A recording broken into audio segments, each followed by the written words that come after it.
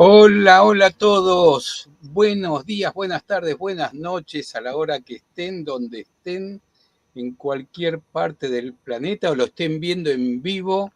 Jueves 31 de marzo, ya cerrando marzo, a la noche aquí en Buenos Aires.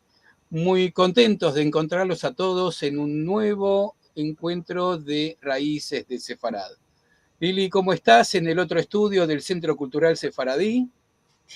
Hola Marcelo, hola a todos. Siempre es un gusto recibirlos en nuestra actividad del día jueves en Raíces de Sefarad y seguramente el tema de hoy será de lo más atractivo para la temporada que llevamos de 2022. Mira, Así es la que combinación perfecta del tema, la personalidad y quién lo da. Siempre nos jactamos de la gente que se acerca o que invitamos y se acerca a tratar estos temas y la verdad es que estamos teniendo un ciclo fantástico y hoy con todas las luces.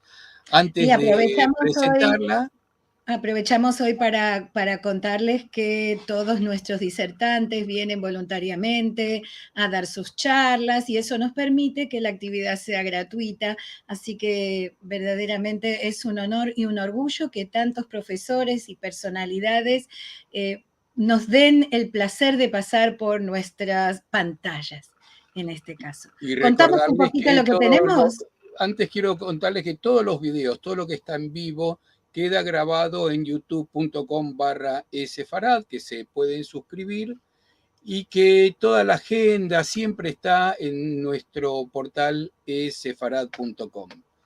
Y ahora sí vamos a ver la parte de agenda, la de corto plazo, la que se viene cerca, no sin antes recordarles que nos viene muy bien cualquier ayuda que hagan del valor que sea para pagar estas plataformas, para pagar toda la electrónica y todo esto. El mailing especialmente, el mailing se fue a las nubes con el que le informaba a ustedes las agendas, así que bienvenidos si están en cualquier parte del mundo a través de PayPal o los que están en Argentina lo pueden hacer por Mercado Pago, lo pueden hacer en pesos. Y si tienen alguna duda, nos escriben, también se puede hacer débito bancario, hay un montón de formas, nos escriben. Aprovechamos también para contarles que el Centro Cultural Sefarad es una institución sin fines de lucro dedicada solamente a la difusión de la cultura sefaradí en todos sus ámbitos. Así que es un emprendimiento que no tiene subsidio y que verdaderamente nos hace falta la ayuda de todos y cada uno de ustedes. Y les agradecemos mucho, mucho todas las semanas a los que nos dan justamente su donación para poder continuar con las actividades del centro.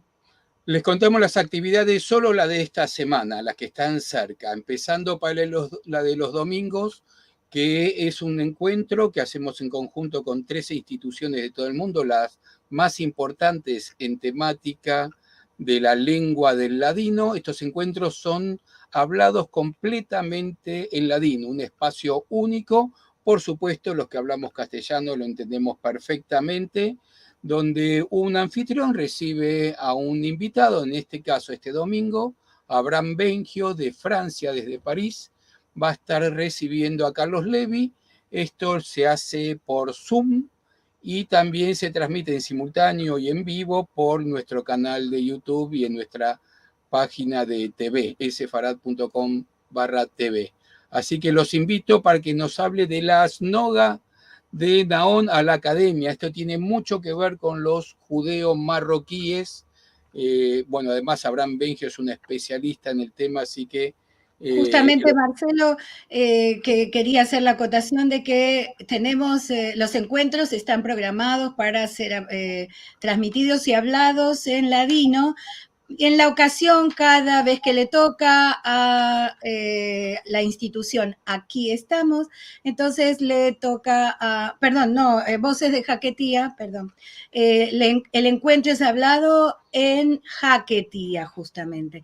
Así que esto es lo que vamos a tener esta semana con el doctor Abraham Bengio y su invitado Carlos Levy. pero que se entiende perfectamente en castellano. Y el jueves que viene, Sí, tenemos una cosa muy, muy interesante. Dice La muerte. Es una publicación, un libro, una versión medieval sefaradí de la danza de la muerte. Un tema no muy difundido y conocido, una investigación de David Manrique, y lo vamos a tener a él justamente en vivo para que nos cuente sobre este tema. También están las actividades presenciales de danza oriental y danza en silla para quienes tengan inconvenientes, pero eso ingresen a la página y lo van a tener todos los detalles. Y de la vida en Jaquetía, que saben que la primera parte ya está publicada, este sábado aparece la segunda de las 5 partes, donde 6 nuevos episodios con Sol Levi contando la historia también de vuelta con los judeos marroquíes. Pero estoy tratando de que no le robemos tiempo a Diana, invitarlos a suscribirse y sí, vamos a Diana. Vamos a tener hoy entonces como invitada y con un gran placer a la doctora Diana Sperling. El tema de hoy es Spinoza, el más hereje de los judíos, y antes de traerla a presentársela a ustedes, les voy a contar un poquitito nada más de cuál es su trabajo y quién es Diana. Diana Sperling es filósofa, escritora, ensayista y docente, doctora en filosofía por la Universidad de Córdoba.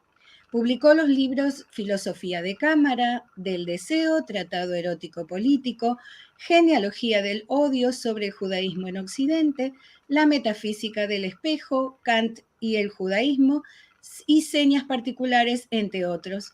Enseña en instituciones y grupos de estudio y escribe artículos para revistas de filosofía, psicoanálisis y literatura, y esto solamente es un estrechísimo resumen de lo que es nuestra invitada de hoy. Y le vamos a dar la bienvenida ahora. Hola, Diana. Hola. ¿Qué tal? ¿Cómo están ustedes? Contentísimos de recibirte y honrados. Y ya veo por lo que ya están escribiendo, desde dónde escriben, que está todo el globo preparado para escucharte.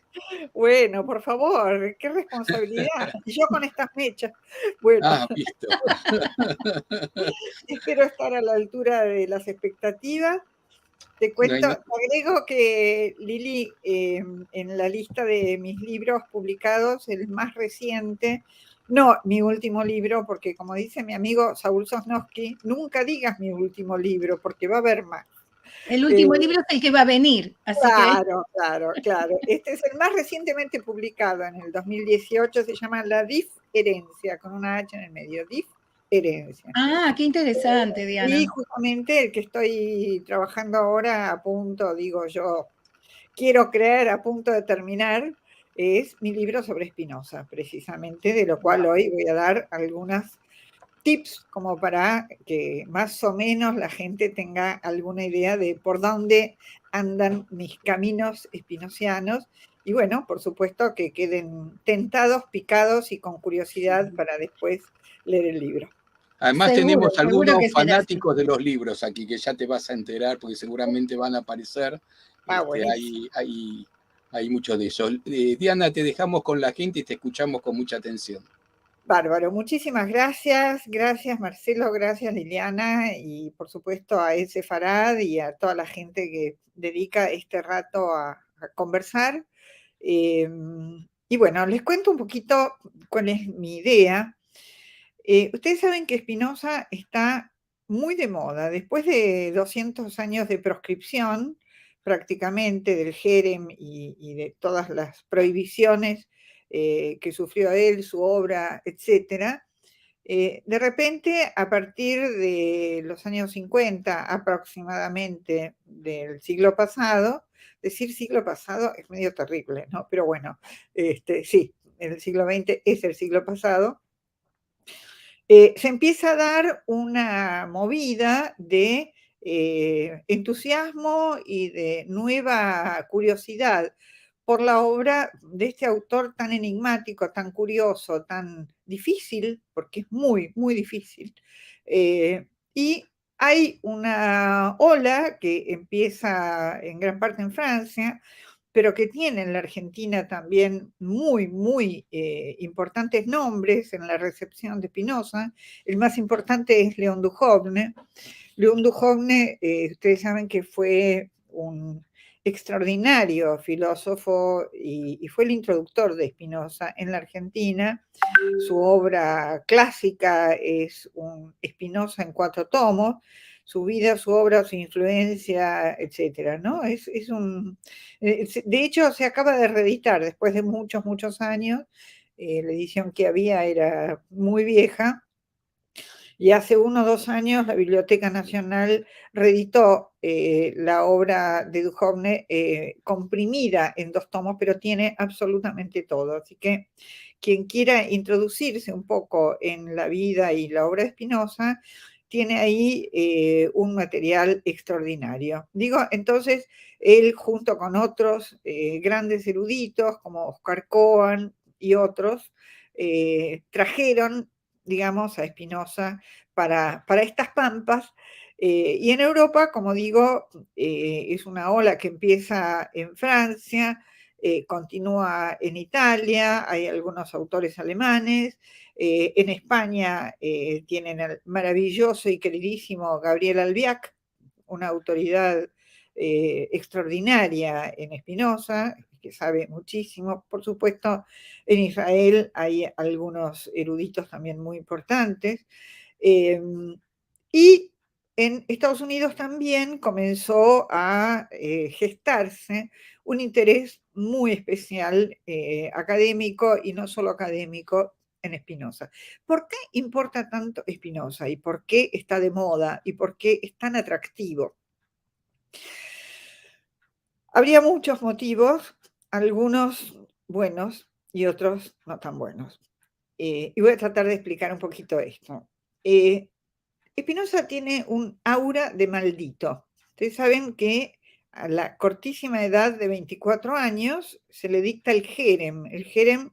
Recordemos que Spinoza nace en Ámsterdam en 1632 y muere en 1677. O sea, ese siglo XVII prácticamente abarcado por la vida, corta vida, muere con 44, antes de cumplir los 45 años, de este hombre tan extraño, tan raro, y a los 24 años, antes de publicar ninguna de sus obras importantes, antes de ser conocido, como lo sería mucho después, la comunidad judía sefaradí de Ámsterdam le dicta el Jerem, la expulsión. Ni siquiera es comunión es una palabra que no corresponde. En el judaísmo no hay comunión, así que tampoco puede haber excomunión. Pero sí es expulsado con un decreto terrible. Pueden googlear Jerem de Spinoza y van a encontrar ese texto que es una verdadera maldición. Bueno, los de habla árabe saben que haram es lo peor que se puede decir, y queda prácticamente aislado en relación a la comunidad. ¿De qué se lo acusa? No se sabe. ¿Cuál es el motivo del Jerem de Spinoza? No se sabe. Hay especulaciones. Hay también, se supone, un texto perdido que es su apología, su defensa, un poco a la manera de la apología que presentó Sócrates cuando fue acusado en Atenas de pervertir a los jóvenes y por lo tanto se lo condena a muerte o a la cicuta o al destierro. Y está el famoso diálogo de Platón, Apología de Sócrates. Y a la manera de esa apología se supone, los eruditos suponen, que hay un texto que Spinoza compone para refutar todas las acusaciones que ha recibido y que supuestamente serían la causa del Jerem. ¿Qué dice el texto del Jerem? Que las expresiones de Spinoza y los actos de Spinoza son poco menos que demoníacos, que es un horror, que es un espanto, que es una abominación, y por lo tanto queda totalmente por fuera de la vida comunitaria. Ahora, ¿cuál es el problema de esta cuestión. Primero, que nunca se supo exactamente, porque si hubiera sido después de publicar alguno de sus libros y que esos libros caen bajo la censura, bueno, supongamos que habría de dónde agarrarse para entender este acto de expulsión, de cancelación, diríamos hoy, pero tan grave. Como no hay eso, solo nos queda imaginar. Uno de los motivos por los cuales se supone que Spinoza fue expulsado es porque hay dos viajeros españoles, uno de ellos es un comerciante, el otro es un marino, que pasan por Holanda y cuando vuelven a España dan testimonio ante el Tribunal de la Inquisición de que han conocido a un muchacho con tales y cuales señas particulares y que profiere juicios terribles, especialmente con respecto a cuestiones religiosas. ¿Qué es lo que dicen ellos y otros testigos que uno nunca sabe si son o no son verosímiles o verídicos? ¿Qué es lo que dicen? Que Spinoza niega algunas cosas que son fundamentales para la creencia o la religión. Una de las cosas que niega Spinoza es que haya vida después de la muerte. Otra cosa que niega es la existencia de los ángeles. Y la tercera cuestión que él refuta de plano es que Dios premie o castigue en el ultramundo, digamos, a quienes se portan bien o mal. Sacados estos tres factores, la inmortalidad, los premios o castigos divinos y la existencia de los ángeles, lo que hay en realidad es una sustracción del poder de las castas clericales, sea de la sinagoga, sea de la iglesia calvinista, que era poderosísima en la época, o sea, de cualquier credo o cualquier religión. Toda religión tiene una doctrina y o un dogma, después vamos a hacer la distinción entre doctrina y dogma en todo caso, si da el tiempo, con una serie de puntos que son los que sirven para administrar el culto. Por ejemplo, la cuestión de los premios y los castigos, que están directamente relacionados con la vida después de la muerte. Una clásica es, bueno, si vos te portás bien aquí, vas a tener tu premio después, si te portás mal, vas a tener tu castigo después. Pero ¿quiénes administran estos premios y estos castigos? Los sacerdotes de cualquier culto. Ustedes saben que uno de los motivos por los cuales Lutero se rebeló contra el papado y la iglesia fue justamente por esto, por la venta de estos beneficios, digamos, en una época donde el que tenía dinero podía comprar su perdón para el más allá, es decir, la visa y el pasaporte para irse al paraíso en vez de al infierno, digamos, dentro del catolicismo, era muchas veces una cuestión de plata, de dinero. Spinoza sustrae este poder a la casta sacerdotal. ¿Quiénes son los sacerdotes de su época?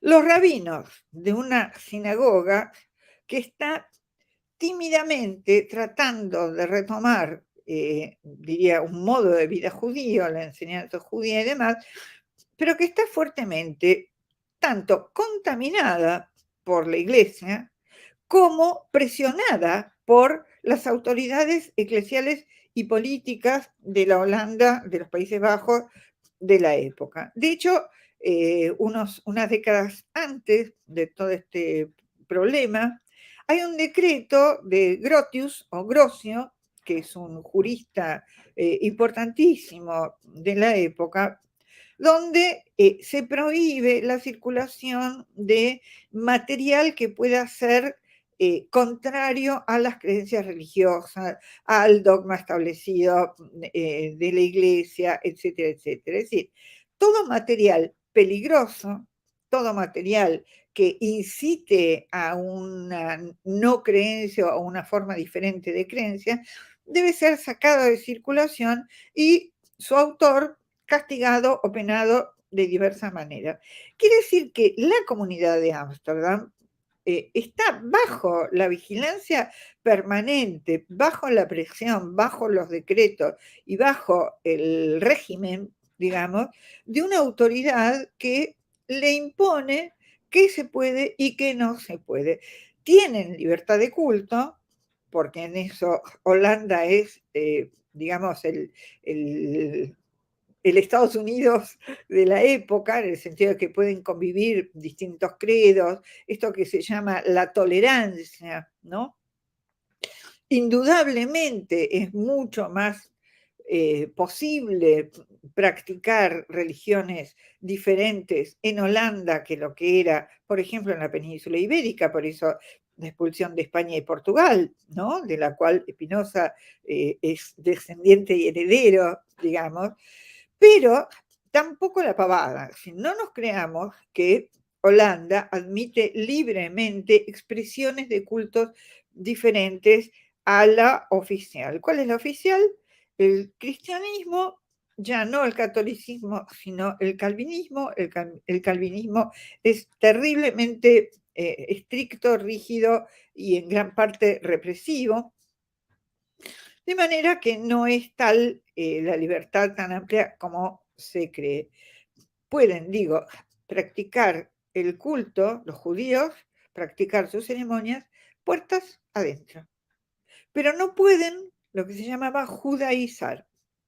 No pueden transmitir a otros ni pueden mostrar públicamente sus cultos, sus creencias, sus prácticas, sus ceremonias, etc. Quiere decir que hay una tensión permanente entre lo que se puede y lo que no se puede. Hay una autocensura, y muy posiblemente el Jerem tenga que ver con esto, una autocensura de las autoridades de la Keilah, de la comunidad, porque temen que cualquier despiste de este marco tan estricto cause reprimendas y cause sanciones por parte de las autoridades. Ahora bien, ¿quiénes le dictan el Jerem a Spinoza? No los rabinos, los parnasim, es decir, aquellos que sostienen económicamente la comunidad, las personalidades importantes de la época de la Keilah, y son ellos los que temen en gran medida también perder su libertad de comercio. No nos olvidemos que Holanda es, en ese momento, los Países Bajos, mejor dicho, son el centro comercial más importante de Europa. Por ahí pasan los productos de Oriente y de Occidente. Es una zona donde se crean las primeras sociedades de libre comercio. Esto es parte de una democratización, digamos, o de una apertura cultural. Siempre el comercio y la cultura van de la mano, no por nada los pueblos antiguos de navegantes eran los que llevaban y traían culturas, alfabetos, creencias, relatos, ceremonias, ritos, etc. Entonces, la Holanda en la que Spinoza crece es una Holanda que por un lado tiene una apertura muy importante, pero por otro lado, dentro, como un juego de mamurcas o de cajas chinas, dentro de esa apertura hay burbujas, ahora que con la pandemia se puso de moda el tema de las burbujas, hay burbujas donde se trata de ser lo más riguroso y estricto posible para no recibir sanciones que impidan seguir con esta apertura en gran medida comercial. Entonces, esto por un lado es la situación socio-teológico-política de la época. En este ambiente nace y crece Spinoza. ¿Cómo se educa Spinoza? Spinoza, como buen niño judío, asiste al Heider, lo que nosotros llamaríamos el Heider, es decir, Talmud Torá, la escuela de la Keilah de su época, ahí él estudia desde los 6 hasta los 16 años.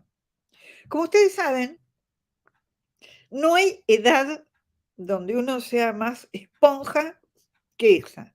Es decir, es la edad en que se aprenden idiomas, se aprende todas las reglas, se alfabetiza, las reglas de multiplicar, etcétera. Las nociones centrales que van a construir después el conocimiento de cualquier individuo.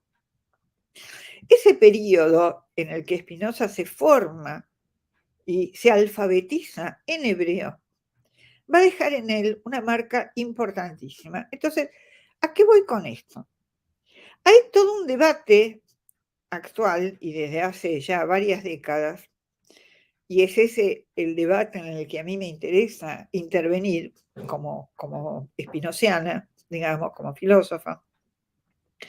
Hay un debate acerca de si este jerem, esta expulsión, tiene que ver con una renegación de Spinoza a su condición judía.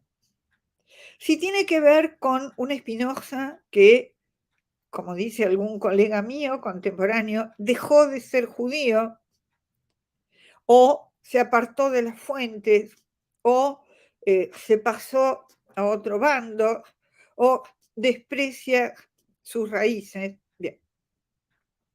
Ese es un punto crucial, porque cuando uno empieza a leer un autor y empieza a meterse con un autor de la extrema complejidad, como es la obra de Spinoza, lo primero que intenta comprender es cómo funciona la cabeza de ese pensador.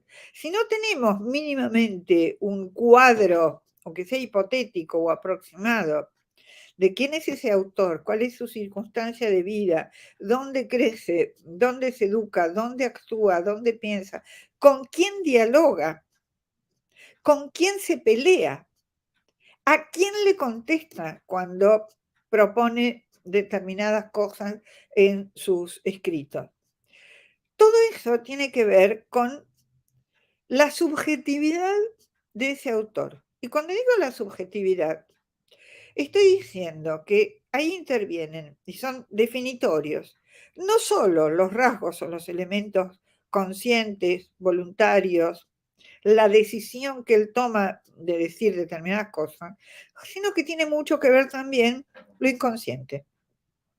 Es decir, todo aquello que un autor ha mamado, en lo que se ha formado, ha absorbido, se ha impregnado y que funciona en su cabeza como formador de pensamiento. Independientemente de todo lo que aprende después de adulto, sabemos que Spinoza, a partir de los 16 años, justamente cuando deja la escuela de Talmud Torá, comienza a estudiar con un profesor de latín llamado Van den Enden, de cuya hija parece que se enamora. Y este hombre, que era un libre pensador, Van den Enden, no solo lo introduce en el conocimiento del latín, sino en el conocimiento de autores y pensadores de la filosofía griega, latina y de su época. Descartes era el más importante de los pensadores levemente anteriores a Spinoza. De hecho, las primeras obras de Spinoza son explicaciones o demostraciones sobre la obra de Descartes, lecciones sobre Descartes, digamos, lo que se llaman sus lecciones cartesianas o pensamientos cartesianos. Permiso, agarro calor. Entonces, es muy importante tener en cuenta, como digo, los factores que forman la cabeza de un pensador.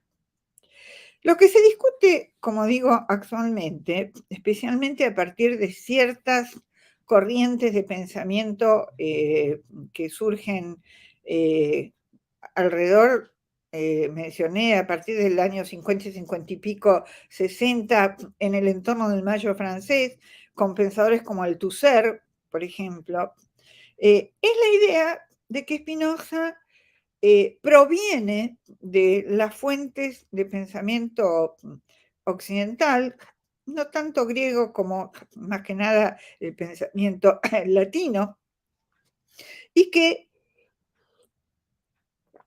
no tiene prácticamente, que ha cortado amarras con su historia como judío.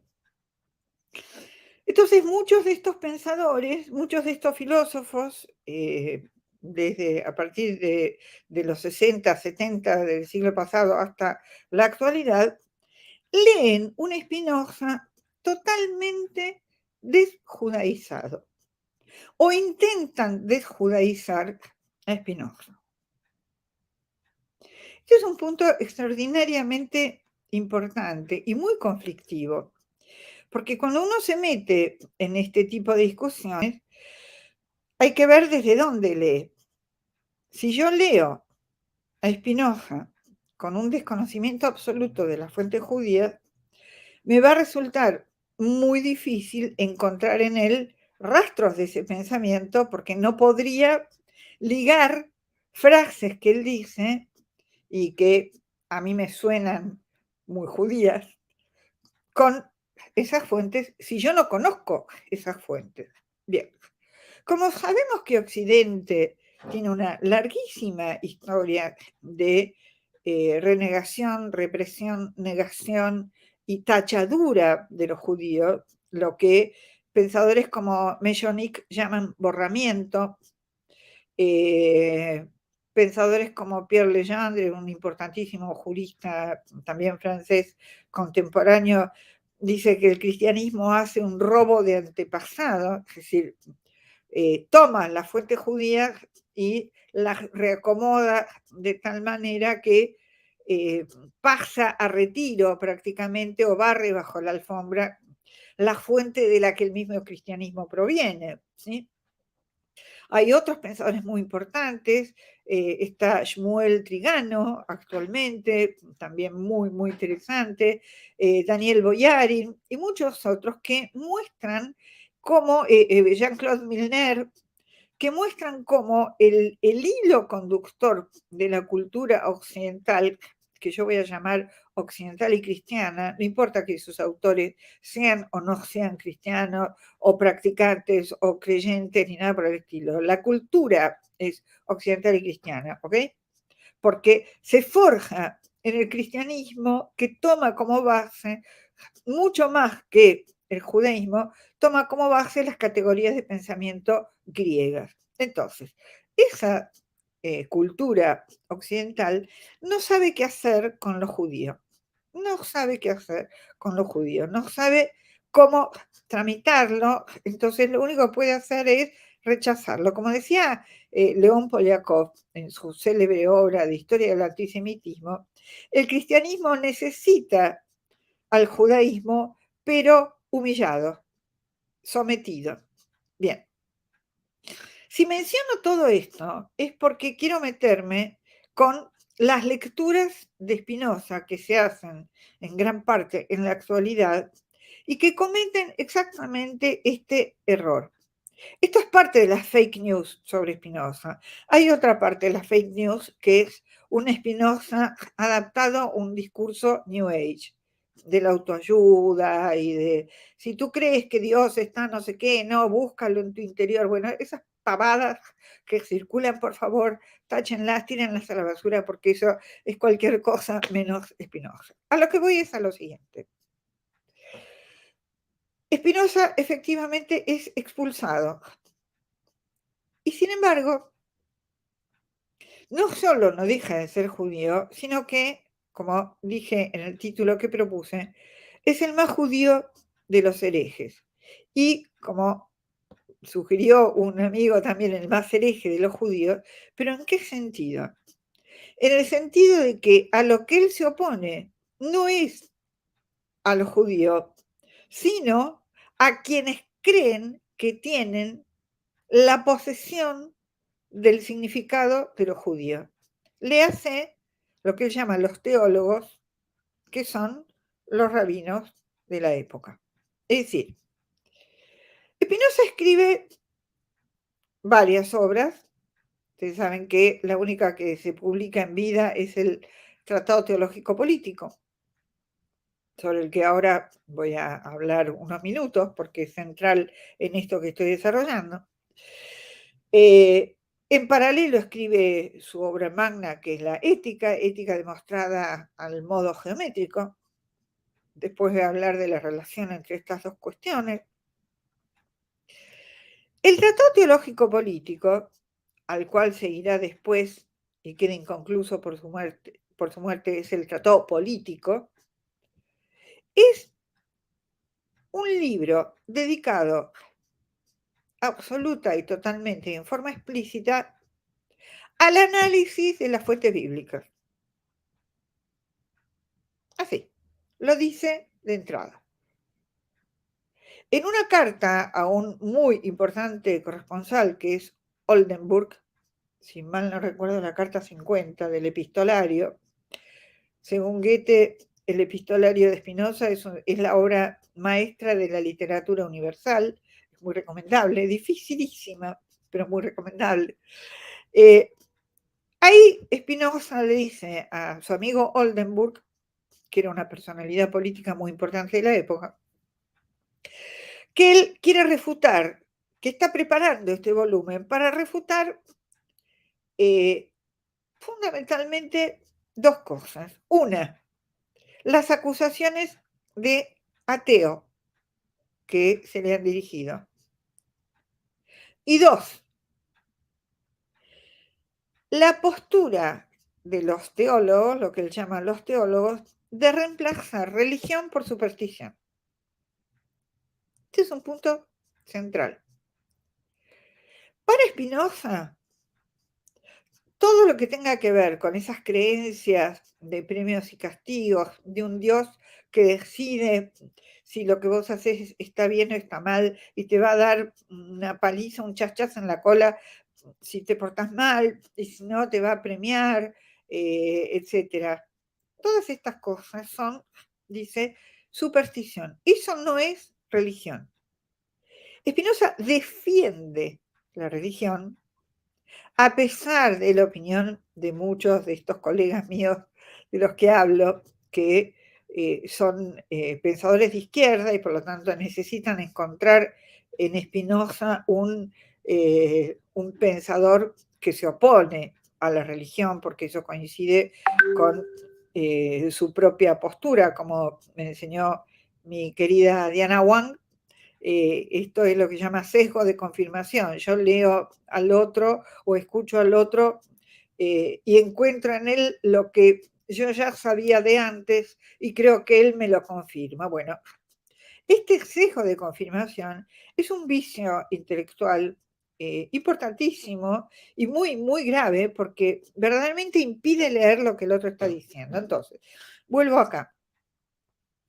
Spinoza no solo no se opone ni condena a la religión, sino que la rescata diferenciándola de la superstición. Esto es lo que dice en el TTP, Tratado Teológico Político, y en la Carta a Oldenburg, donde le explica por qué escribe este tratado, y dice que la verdadera religión es una ayuda importantísima para la paz del Estado. ¿Por qué? Porque la verdadera religión lo único que enseña, dice, es justicia, caridad y amor al prójimo. Y que esto es lo que se encuentra en la Torá, en tales y cuales pasajes, donde Dios les dice a los profetas o a Moisés que así es como se debe vivir.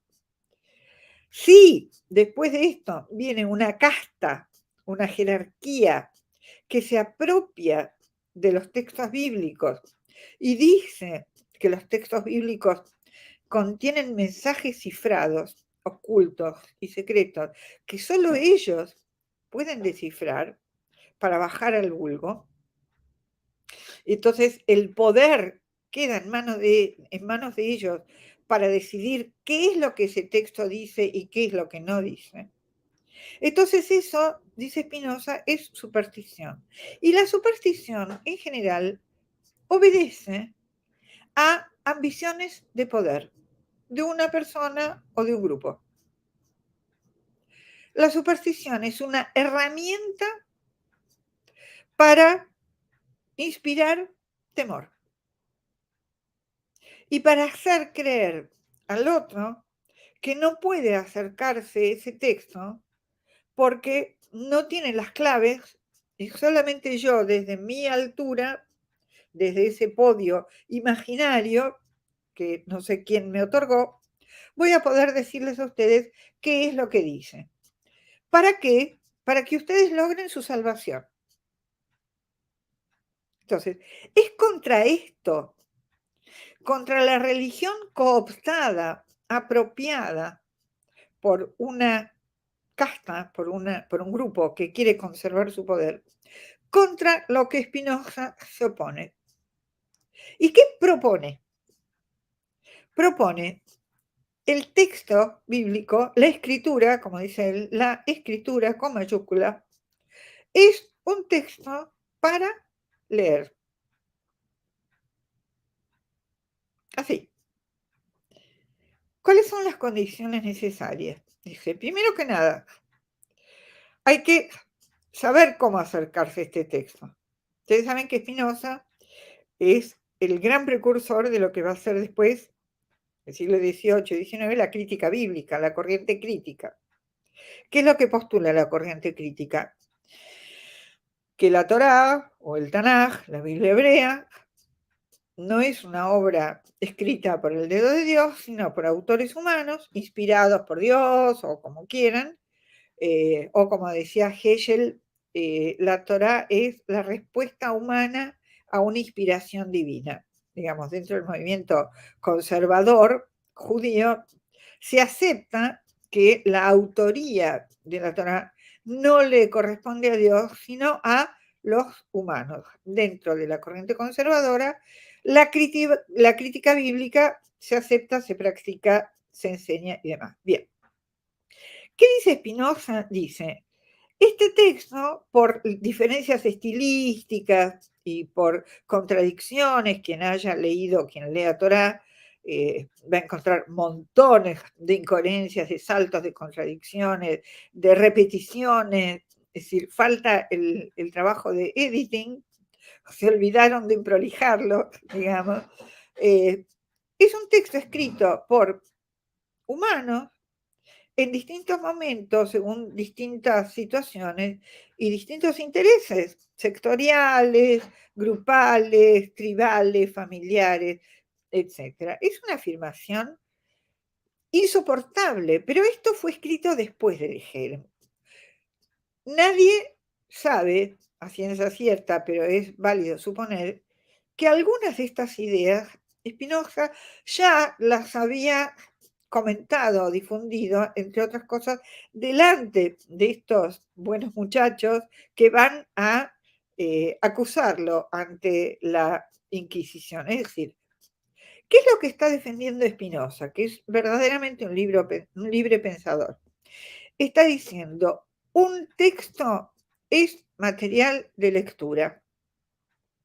No es un texto sagrado, entre comillas, propiedad de nadie, sino que hay que hacerse, munirse de las herramientas necesarias para leer y acercarse al texto con la libertad de pensar, que es el otro objetivo fundamental de Spinoza, defender la libertad de pensar, que se opone a la superstición, y poder hacerse una idea propia y una opinión propia acerca de lo que ese libro dice. Si me están siguiendo, y espero que sí, fíjense qué postura tan extraordinariamente revolucionaria y sin duda muy difícil de aceptar para un grupo, una casta que cree tener la llave, como ¿se acuerdan del nombre de la rosa de Humberto Eco? La llave que permitiría la entrada a ese texto tan enigmático como es la Torá o el Tanaj, y que nadie más que ellos puede entender. Spinoza dice entonces, primero, hay que leer en el idioma original. Por favor, quienes quieran leer Torá, aprendan hebreo. Enseguida voy a hacer una aclaración sobre esto que es muy importante. porque si no, están condenados a creerles a los traductores. Y los traductores, por definición, siempre hacen una selección tendenciosa, toda traducción es una interpretación, y las interpretaciones de los traductores van a estar contaminadas por sus propias creencias. Enseguida voy a hablar un poco de esto también. Yo siempre digo, enseguida voy a hablar y después se termina el tiempo y no hablo de nada, pero no importa, me dejo para después para las preguntas algunas de estas cuestiones. Perdón, estoy muy resfriada. Entonces, primero, leer el texto en el idioma original para no quedar presos por las interpretaciones / traducciones. Segundo, conocer mínimamente la historia de ese texto, en qué momento, cómo surge, cómo fue escrito, a qué circunstancias corresponden tal historia, tal otra, tal parte, tal otra. Después la crítica bíblica dirá las distintas fuentes, la fuente J, la jehovista, la eloísta, la sacerdotal y la deuteronómica, son las 4 fuentes que encuentran los eruditos mucho tiempo después, pero que de algún modo corresponden a este principio que siente Spinoza de que un texto tiene que ver con el momento y la circunstancia en que fue compuesto. Está necesariamente atravesado, sus autores están atravesados por las preocupaciones de la época, por los conflictos de la época, por la política de la época, por todas las circunstancias que hacen que un texto tenga una carnadura histórica. Fíjense lo que acabo de decir. La Torá es un texto histórico. Mi Babe diría, hoy veis. Decir que la Torá es un texto histórico le quita sacralidad. Hace que sea un texto, por más que es un texto fundante, importantísimo, formador de cultura, etcétera, etcétera, es un texto escrito por humanos en circunstancias históricas puntuales y precisas. Si no se conoce un poco, nadie dice que uno se vuelva un erudito absoluto con respecto a todo esto, pero mínimamente saber qué era lo que pasaba con ese grupo humano, con los hebreos, con los judíos, en los distintos momentos de la historia en que este texto surge y se va componiendo a lo largo de los siglos, porque la Torá es escrita a lo largo de los siglos, es prácticamente imposible entender de qué está hablando y cuál es el lenguaje y a qué problemáticas se refiere. Ahora, fíjense esto, qué importante que es. Decir esto quiere decir que cada uno, así como yo para leer un autor inglés, no es lo mismo leer Shakespeare en una traducción que leerlo en el inglés original. Por supuesto que exige muchísimo más trabajo y mucha más dedicación y mucha más paciencia, pero seguramente se me pierden un montón de cosas si no domino, si no tengo alguna expertise en ese lenguaje, porque como dice Borges en el Quijote de Pierre Menard, autor del Quijote, ese célebre cuento, no es lo mismo el Quijote escrito por Cervantes en el 1600 que un autor francés romántico o lo que fuere de 2 siglos más tarde, queriendo escribir el mismo texto. Las palabras ya no van a significar lo mismo que en la época, en el lugar y en la circunstancia en que Cervantes escribe su obra. Bien.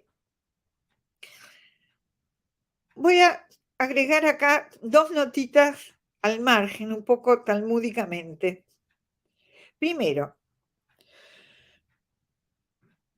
¿quién es Moisés?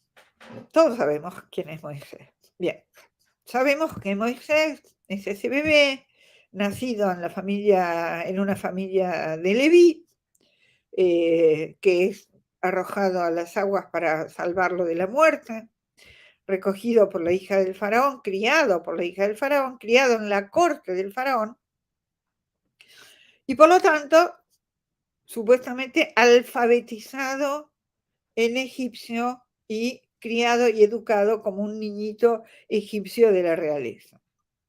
Sin embargo, Moisés, cuando es recogido, gracias a la intervención de Miriam, su hermana mayor, que vigila el curso de la canastita por el río, y justo cuando pasa delante de ella, Miriam es doncella de la hija del faraón, le dice a la hija del faraón: ¡ay, mira qué lindo ese bebé! Seguramente está buscando una mamá que lo adopte. Y la hija del faraón, que no tiene hijos, lo adopta. Pero ¿qué ocurre ahí? Que la hija del faraón no puede amamantarlo, porque no ha sido madre, no lo ha parido. Entonces busca una ama de leche.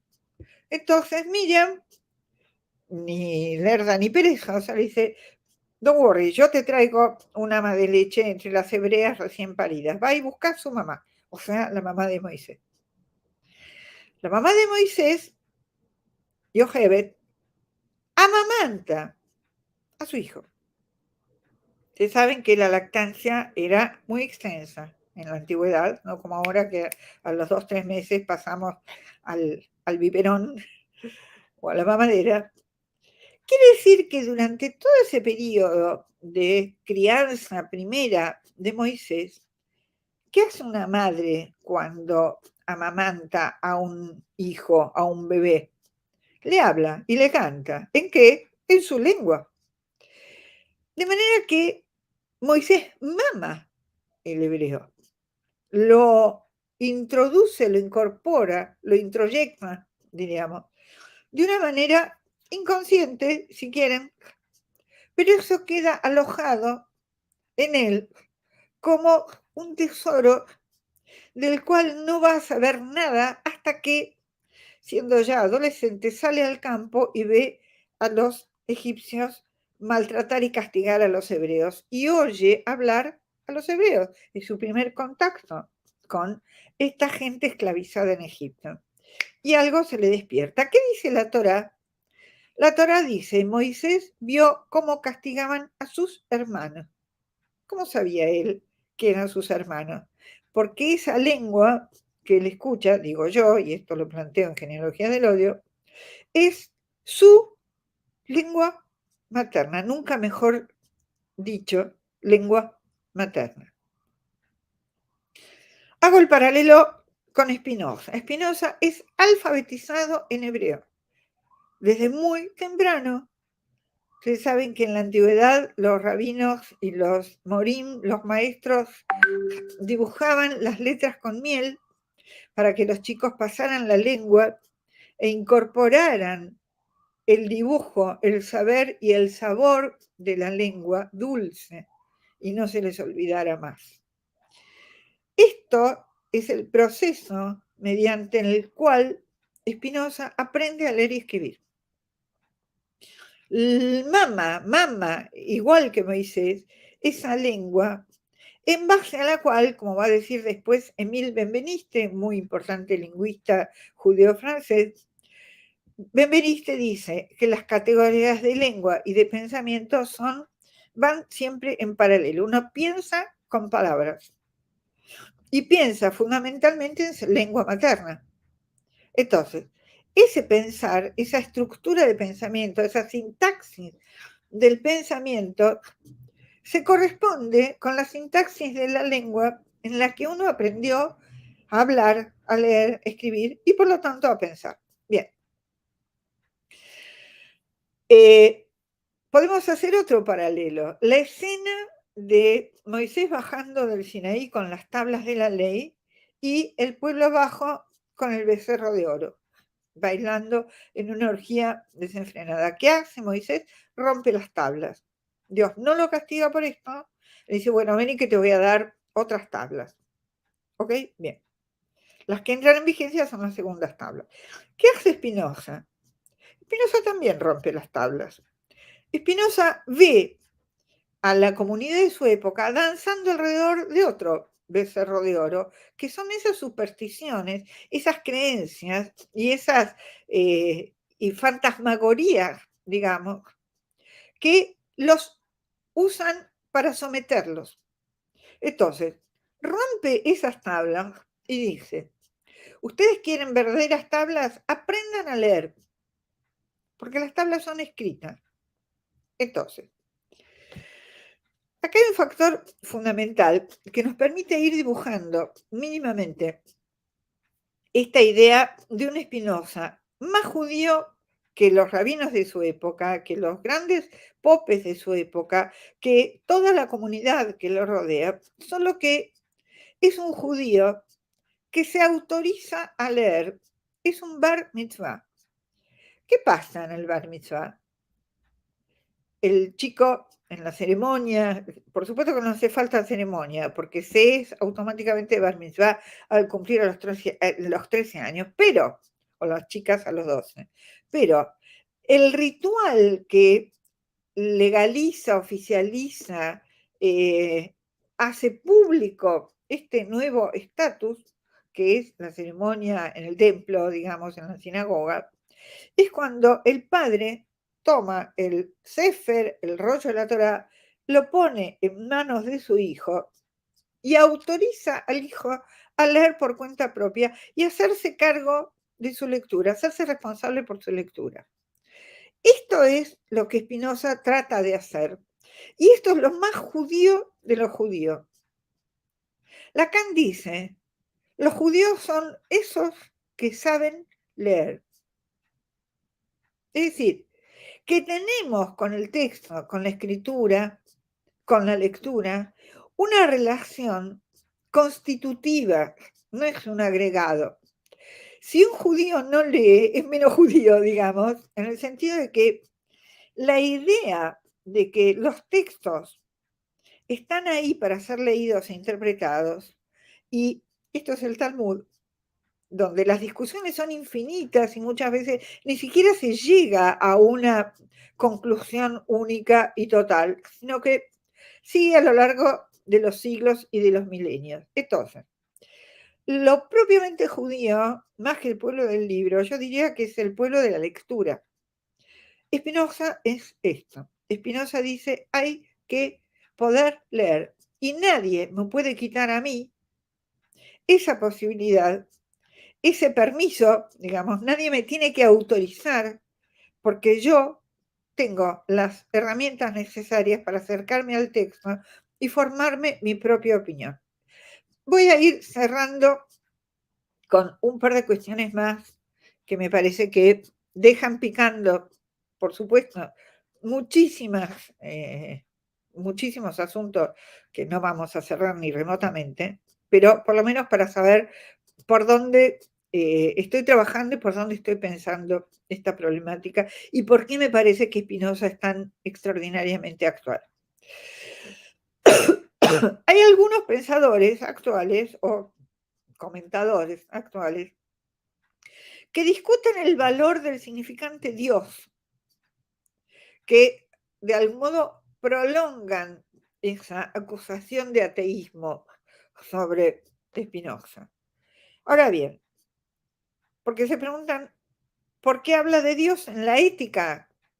La ética empieza con una parte, una de las 5 partes, se llama de Deo, de Dios, y termina hablando del amor intelectual a Dios. Muchos de estos comentadores suponen que Dios es una palabra inapropiada para el laico Spinoza. Bien, no están leyendo, están de nuevo acomodando a Spinoza a su gusto y piacere para poder usarlo más fácilmente para sus propios argumentos.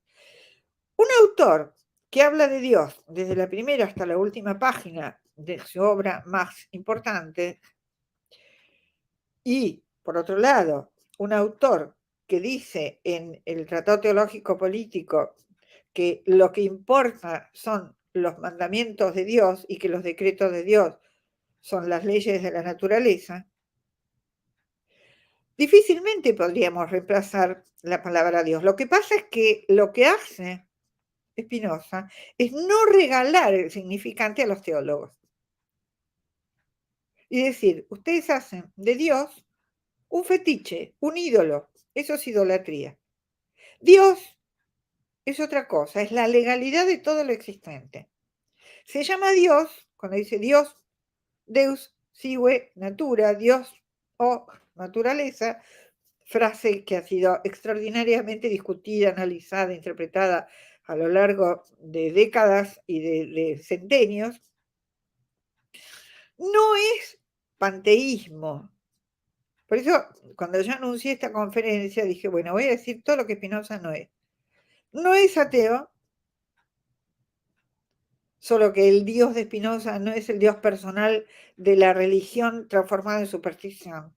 No es panteísta, porque el panteísmo es una forma de naturalismo supersticioso, de paganismo, equivalente a lo que es la idolatría en la Torá, nada más combatido que la idolatría en la Torá.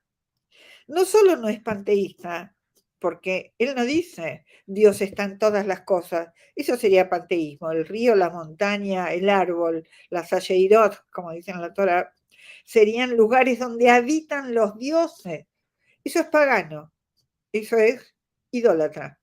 No, lo que Spinoza dice es, todo lo que es en Dios. Y yo lo voy a traducir para ir cerrando esta, bueno, más que fragmentaria aproximación a Spinoza. Todo lo que es en Dios lo traduzco de la siguiente manera. Todo lo que es, todo lo que existe dentro de una legalidad. Como diría Kant, no hay ningún rincón del universo donde no haya leyes. Leyes naturales, leyes sociales, leyes de cualquier tipo. ¿Sí? Todo lo que es en Dios quiere decir, todo lo que existe dentro y atravesado por una legalidad. Y voy a poner un ejemplo que a mí me parece que ayuda muchísimo a entender, que es el ajedrez. El ajedrez tiene reglas de juego. El alfil se mueve de determinada manera, la torre de determinada manera y así sucesivamente. Eso se llama legalidad. Los casilleros, cómo están distribuidos, etc. Ahora bien, que haya legalidad no quiere decir, y aquí va el tercer no es, no quiere decir que haya determinismo. No hay determinismo, hay necesidad. Esto es, yo no puedo mover el alfil como un caballo. Tengo que moverlo, como las reglas dicen, que se mueve el alfil. Pero nada, ni nadie dice cómo voy a jugar yo la próxima partida. Veamos Gambito de Dama, la serie esta tan exitosa, maravillosa, donde la sorpresa permanente frente a lo que el contrincante juega y uno tiene que rápidamente adaptar sus propias jugadas para seguir la partida. Es decir, necesidad quiere decir que hay legalidad de cómo deben ocurrir las cosas, si es que ocurren, pero nadie dice que van a ocurrir. Ni tampoco dice que voy a mover para aquí o para allá, sino que lo único que sabe el jugador es que tiene que atenerse a las reglas del juego. Dentro de eso, y acá voy a poner una palabra importantísima en Spinoza, dentro de la legalidad se juega la libertad. La libertad es conocer la legalidad para ampliar al máximo posible los márgenes de acción. Si no conozco la legalidad y no sé que la ley de gravedad hace que los cuerpos caigan para abajo, salgo al balcón creyendo que puedo volar. No puedo volar. Entonces, mi libertad consiste en conocer la legalidad para tomar las decisiones, como dice Spinoza, que aumenten mi potencia de obrar. No se puede aumentar la potencia de obrar, sino dentro de esa legalidad. Esto es un brevísimo resumen, más que breve, incompleto, malo, trucho, es decir, todo lo malo que puedo decir porque... No, yo le agrego espectacular, sensacional, clarísimo, hermoso. Yo le agrego otros adjetivos que, como vas a escuchar en un ratito, también le agrega todo la mucha gente que que te estuvo escuchando. Yo estoy tentado de hacer algunos comentarios y preguntas, pero no lo voy a hacer porque hay muchos comentarios. Sí, hay Entonces, muchos. me daría lástima que no aparezcan todos. Pero antes de ir a los comentarios, porque yo sé que va a venir esta pregunta, Diana va a estar abriendo, ella suele hacer grupos de estudio, y está abriendo un grupo de estudio que empieza el El lunes. 4 de abril, El lunes. está por empezar ahora, El lunes. sobre el libro de los enigmas, sobre el Bereshit, sobre el Génesis. Yo los invito a que entren en la página de ellas, en dianasperling.com, y ahí van a tener todos los cursos. Hay una parte que está grupo de estudio, así que los invito a acercarse ahí. Quería insertar esto con tu permiso, Diana. Muchas gracias. Sí, no es algo que haya pedido ella, yo le dije que lo iba a hacer, me autorizó, por supuesto. Te agradezco mucho y quiero aclarar que en mi lectura de Torá también hay mucho Spinoza. Claro. Está muy bien. Entonces vamos a poner acá la dirección para los que quieran ver el tema de grupo de estudio. Bueno, vamos directamente a los comentarios, porque si no, a mí me gustaría poder leer todos los comentarios, los saludos, las preguntas, hay de todo un poco. Empieza el amigo Adrián Toro Quintero desde Colombia, saludando como siempre a nuestra Mercedes, nos saludan. Está siempre firme con nosotros desde Colombia. Lili, te dejo que sigas vos. Claro, Mario Turati, gracias desde San Cristóbal de las Casas en Chiapas, México. Bernard Miller siempre nos acompaña cada semana. Saludos desde Londres, donde tengo ganas de aprender más sobre mi séptimo primo. Yo no sé si Bernard les interesa mucho nuestras charlas o tiene insomnio, porque siempre medianoche, o sea, es como a la 1 de la mañana muy tarde. En Londres, pero está siempre. Muchas gracias, Alan Bernard. Carciente, buenas tardes desde Caracas. Pablo Frenkel, un buen amigo. Hola Liliana y Marcelo, gracias por esta oportunidad de escuchar a Diana que nos hace pensar los temas que importan. Pablo nos habló el año pasado sobre Spinoza en una óptica completamente distinta, hablando de otras cosas, digamos. Laura Terraza, Shalom Javerim.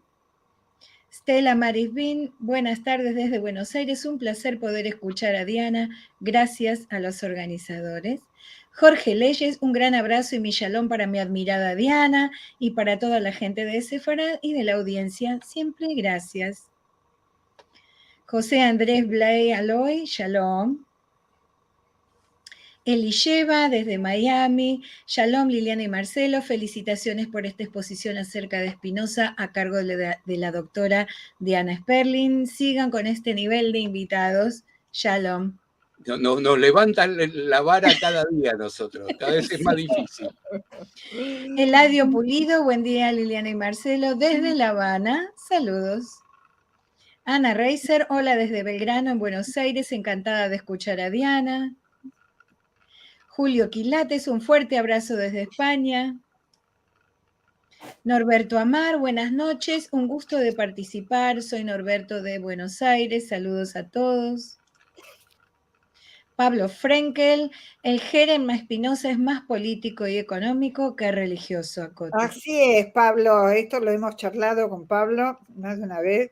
Por supuesto, lo religioso casi no interviene, le hacen firmar a los rabinos porque es necesario, en definitiva el Jerem oficialmente sería un acto religioso, digamos, pero no son ellos, no son los rabinos los que están tan enojados, básicamente, pero es así, es como dice Pablo.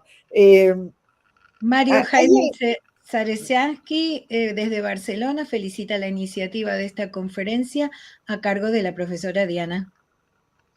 Quiero preguntar, perdón, hay una pregunta que me parece que vale la pena, porque hasta ahora hay poquitas preguntas y me gustaría, hay alguien que pregunta ¿en qué idioma estudiaba? Sí, por el final era una de las preguntas que sí, ahí lo perdí. Por acá. A ver.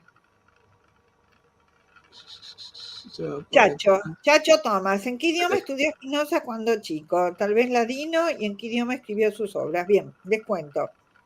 Escribe una obra en holandés, la primera, el Tratado Breve, que no era destinado a publicarse en realidad. Casi se diría que es una especie de borrador de lo que va a ser la ética. No, estudia en español y portugués. Sus lenguas, digamos, coloquiales son español y portugués, pero estudia las fuentes en hebreo. Y como dije, más tarde aprende latín, la ética la escribe en latín, el Tratado Teológico Político también. Son en latín, pero un latín, dicen, yo no soy una experta en latín, debo confesar, mi latín es paupérrimo, me los ingenio con ayuda de quienes saben, pero quienes saben verdaderamente, son expertos en latín, dicen que el latín de Spinoza es totalmente retorcido, rebuscado, incomprensible y que tiene una serie de giros muy difíciles y muy en contra de la gramática latina, y ahí es donde yo digo que Spinoza piensa en hebreo y escribe en latín. Está claro. Bien. Lo de latín también lo resaltaba Diana, que lo aprendió de vos, y saludamos claro. A Diana ya que estás claro. Acá. Y quiero agregar una cosita más. Yo prometí que me iba a quedar con alguna cartita bajo la manga. El tema es que Spinoza utiliza términos que son muy incomprensibles para el público lector de filosofía de la época, y no solo de la época, después también. Por ejemplo, en vez de usar lo que él hace, y esto es en serio es un adelanto grosso de mi libro, él emplea una estrategia de pensamiento y de escritura muy parecida a lo que usan, por ejemplo, los autores bíblicos.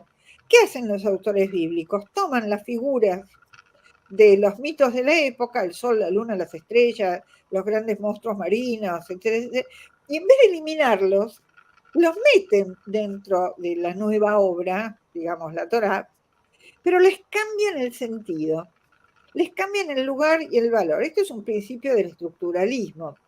Un término importa, depende del contexto en el que está y cuáles son las relaciones con los otros términos, ¿sí? Estructuralismo ABC, digamos. Bien. Entonces, el sol ya no es un dios, sino que es algo creado por el único Dios y así sucesivamente. Digo, como para que vean que toda obra todo texto es un intertexto. No hay ningún texto que nazca de huevo, que sea absolutamente totalmente original y novedoso. Lo novedoso es no las palabras que se inventan o los objetos que se inventan, sino cómo entran a jugar en el tablero de la nueva obra. Esto hace Spinoza.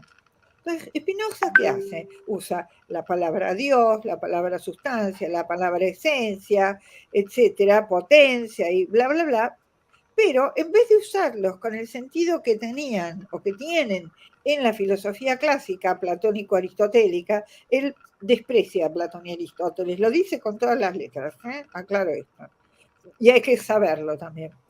En vez de usarlos, digo, de acuerdo al código, al manual del buen filósofo, las da vuelta, las pone culo para arriba, digamos, y las hace jugar de otra manera dentro de su propia escritura, ¿sí? Entonces, por ejemplo, él no hace, a pesar de Deleuze y de todos los grandes spinozianos más famosos, no hay en Spinoza ontología. ¿Por qué? Porque la ontología es el discurso sobre el ente. Ente es el participio presente del verbo ser. Lo que es un ente. Al pensar en hebreo, nosotros sabemos que el hebreo no tiene verbo ser conjugado en presente. Un término como ente es imposible.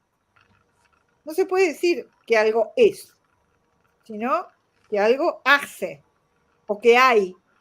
o que hará eventualmente. Seré lo que seré es una manera aproximada de traducir el EIE, que muchos, ignorando esta cuestión, hablan de soy lo que soy. Bueno, no, eso no puede ser dicho, no puede ser conjugado en hebreo. Entonces, una cosa interesantísima en Spinoza, y para mí es una clave, una llave de bóveda para entender el pensar spinoziano, es que Spinoza no usa la palabra ente y reemplaza la palabra ente, que es una categoría de la filosofía aristotélica, por un sintagma complejo y compuesto que es cosa singular existente en acto. Yo le pongo guioncitos, cosa, guión, singular, guión, existente, guión, en acto. ¿Ok? Las cosas, y ahora lo digo en hebreo, devarim, están permanentemente en acción, en intercambio, en relación, en mutación. Cosa singular existente en acto es uno de los sintagmas más importantes de la ética spinoziana y que los eruditos y los filósofos y los comentadores se rompen la cabeza tratando de entender qué cuerno significa. ¿Saben qué significa? Dabar. Eso. Claro. Diana, tengo una pregunta que me da mucho miedo hacértela, porque Por terminamos a las favor. 3 de la mañana. Ese es el problema. No sé si la querés contestar o no, si no la dejamos para otro momento. Porque pregunta Jorge Leyes si puedes decir aquí cuál es tu idea de la línea general de la Cábala y si tiene vinculación con la concepción críptica de la Torá. Grande, Jorge. Hermosa pregunta. Muchísimas gracias. Bien. Mirá que hasta las 3 de la mañana no podemos quedar. No. Yo tengo tiempo hasta las 2. Ah, bueno.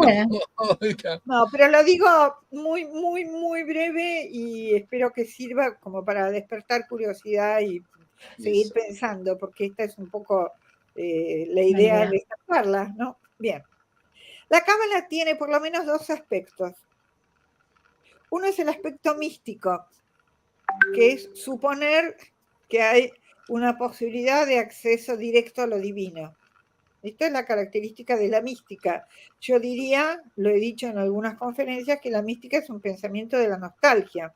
Nostalgia imaginaria, de cuando éramos uno con Dios, digamos, ¿no? Ese momento antes de la separación, lo que en el cristianismo se llama la caída, en el judaísmo la expulsión. Bien, eso sería la vía mística de la Cábala. Hay un montón de explicaciones históricas, por supuesto, hay que acudir a Gershon Scholem para entender esto. Ahí está todo explicado maravillosamente. Pero la Cábala tiene otro aspecto, otra cara, digamos, que para mí es fundamental, y para Spinoza también, que es una teoría del lenguaje. Si hay algo que Spinoza comparte con la Cábala, y esto lo dice Scholem, no habla de Spinoza, pero sí lo dice de la Cábala, es la concepción de la materialidad del lenguaje. Spinoza era un materialista furibundo. No hay otro mundo, no hay alma separada del cuerpo, no hay dualismo en la Torá, chicos. Spinoza es el lector más fiel de la Torá. No hay dualismo, no hay alma separada del cuerpo, no hay otro mundo, no hay ninguno de estos bohemais o cuentos o fantasías. No lo hay. ¿Qué hay? Hay este mundo, hay este texto. El texto tiene una lectura inmanente. Ustedes saben que los talmudistas y los cabalistas establecieron reglas de interpretación. Son muy famosas las 13 reglas de Rabbi Ishmael, Calva Homer, etcétera, etcétera. No me puedo extender hasta las 3, seguro que no, sobre esto, pero sí digo, todas las reglas de interpretación del texto bíblico son inmanentes. ¿Qué quiere decir inmanentes? De acuerdo a la misma composición y constitución del texto. No es Bueno, porque acá Dios quiso decir tal cosa, entonces como un poco a la manera de Rashi. No, las reglas estrictas de Rabbi Ishmael y después tomadas por la Cábala, todo cabalista, dice Scholem, es primero un gran talmudista, ¿sí? Las reglas de interpretación dicen, si una palabra es oscura y no se entiende, hay que buscar a través de todo el texto bíblico dónde aparece, en qué otro lugar aparece, y vincular esta aparición con esta aparición. Y esto nos va a permitir entender algo del contexto y por lo tanto aproximarnos a su significado, salvo que haya lo que se llama un apax legómeno, que son esos términos que aparecen una sola vez, que hay varios en la Torá, y que entonces solo podemos entenderlo por el contexto y por las articulaciones de esa palabra dentro de la frase y dentro de la situación en la que esa palabra aparece. No irnos a buscar en los arcanos misterios de algún otro mundo para que nos bajen el significado. No hay metatexto, hay texto, material, y la interpretación va ahí. La Cábala tiene una concepción materialista del lenguaje. Cuando los relatos cabalísticos dicen que Dios crea el mundo con las letras, ni siquiera con las palabras, con las letras. Y hay un montón de midrashim que cuentan las peleas de las letras que se abren paso a codazo. No, yo quiero ser primera, ¿por qué no está la Ale? ¿Por qué la Bet? En fin, todo esto, hay muchísima bibliografía que no puedo registrar ahora, pero sí les digo, y Jorge Leyes, te agradezco muchísimo esta pregunta, que la concepción del lenguaje que tiene la Torá, que tiene la Cábala, es una concepción materialista. Spinoza se inscribe en esta corriente. Recordemos que dos de los grandes maestros de Spinoza, Saúl Levi Morteira y Isaac Awaf, ¿no? Son cabalistas, grandes cabalistas de la época. Entonces, es imposible que Spinoza no haya mamado esto también. Mamó Torah, mamó Talmud y mamó Kabbalah. Después hace otra cosa con esto, pero lo que toma de la Kabbalah no es la parte mística del acceso a lo divino, etcétera, etcétera, sino la concepción materialista del lenguaje. Para seguir muchísimo, mira, voy a hacer un resumen de los saludos. Tenés felicitaciones por los 4 costados, Arvid, desde Ecuador. Mira, quiero seleccionar un par de saludos que sí quiero no dejar pasar, como el de Abraya Rottenberg. La verdad que es un placer que esté aquí. Te mandamos un abrazo grande, Abraya, que además te saluda y sé que son amigos ustedes. También quería descartar, bueno, de Diana ya dije, Adrián, que siempre pregunta dónde adquirir tus libros. ¿Están en Amazon? ¿Están en algún lugar? Googleá. En general están en Amazon, no sé si todos. La verdad que no sigo demasiado la ruta de mis libros, pero sí, sí, porque una vez que uno los escribe, chau, ¿no? Sí. Ya los va a buscar, seguramente. Un beso grande, mira, está Elena Alderoqui hay también. muchos que por Amazon se consiguen, hay algunos que están en ebook, así que seguramente los podrás conseguir, espero que sí, que leas y que me hagas preguntas, me encantaría mantener diálogo también con los No lo mostramos el mensaje, pero Adrián Toro Quintero alaba tu biblioteca que se ve por ahí atrás. Sí. Bueno, sepan que es una pequeña parte de mi biblioteca. Ahora estoy en mi estudio, en uno de mis estudios en mi casa, donde hay muchos libros. Me gusta, hay una preguntita de Mercedes Yoyana, si la quieren rescatar. Entonces, cuando Benjamin habla del lenguaje, las cosas se expresan bien, muy bien. Las cosas, a ver si la encontrás, está acá, no sé cómo se hace para ponerlo. ¿De quién es, dijiste? Mercedes Yoyana. Muy linda pregunta, y me parece que importa mucho. Lo estoy encontrando acá, a ver. No, acá encuentro un excelente de ella. Pero Acá también... está. Ahí Ahí estamos, está. gracias. Mercedes, excelente tu pregunta. Vos sabés que Benjamin, o tú sabes, no sé de dónde sos, pero yo hablo en castellano rioplatense. Benjamin era muy amigo y en parte discípulo de Scholem.